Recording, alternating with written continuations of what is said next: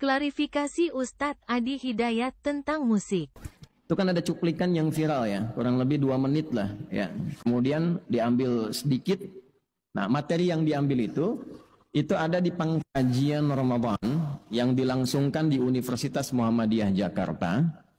Berlangsung dari 8 sampai 10 Ramadan. Itu di kisaran 18 sampai 20 Maret 2024. Jadi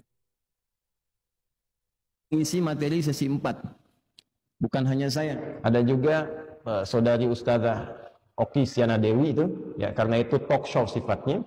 Dan ini yang penting, jamaah yang datang itu bukan kalangan awam, bukan yang tidak tahu ilmu, tapi utusan dari setiap provinsi se-Indonesia. Di situ ada majelis tarjih yang bagian konstruksi hukum fikih, ada beberapa profesor, ada mubalig, ada macam-macam dan sebagainya. Karena sifatnya pengkajian, bukan pengajian. Beda, kalau pengajian, ngaji, kita belajar, ya, dan seterusnya. Kalau pengkajian itu analisis. Menganalisis, meneliti, dan melahirkan satu kesimpulan.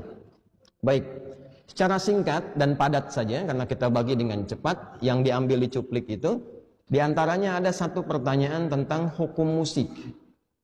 Sebetulnya ada satu pernyataan, ada satu pertanyaan. Pernyataannya dari moderator, yang menyamakan Quran dengan musik, dan saya bantah tegas itu dengan dalil, dan seterusnya. Yang kedua, yang ini yang penting, pertanyaan tentang musik, tentang hukum musik. Ya, nanti teman-teman bisa lihat tuh, klik aja di YouTube tuh gampang, pengkajian Ramadan UMJ, ya, nanti keluar tuh, itu ada kurang lebih 2 jam di situ. Kemudian saya jawab dengan menyampaikan 2 hal. Pertama, ini standar kami, saya menyampaikan sikap sebelum menyampaikan hukum. Sikap saya terhadap musik, karena saya ini senang Quran, cinta Quran, dan berharap menjadi bagian dari ahli Quran, maka posisi saya menjauhi musik karena saya tidak suka musik. Gelombang musik itu nggak sama dengan gelombang Quran. Itu poin saya. Itu sikap yang pertama saya sampaikan. Adapun terkait hukum, mesti jujur. Disampaikanlah bagaimana pandangan ulama tentang hukum itu. Walaupun kita punya sikap berbeda, hukum harus disampaikan. Antum mau kunut, boleh, tapi antum sampaikan dalil yang tidak kunut.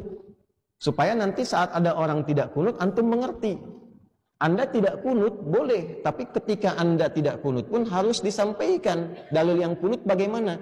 Supaya tidak mencela ketika orang menunaikan kunut. Maka saya sampaikan kemudian pendapat-pendapat ulama terkait dengan hukum musik itu pada 3 aspek utama.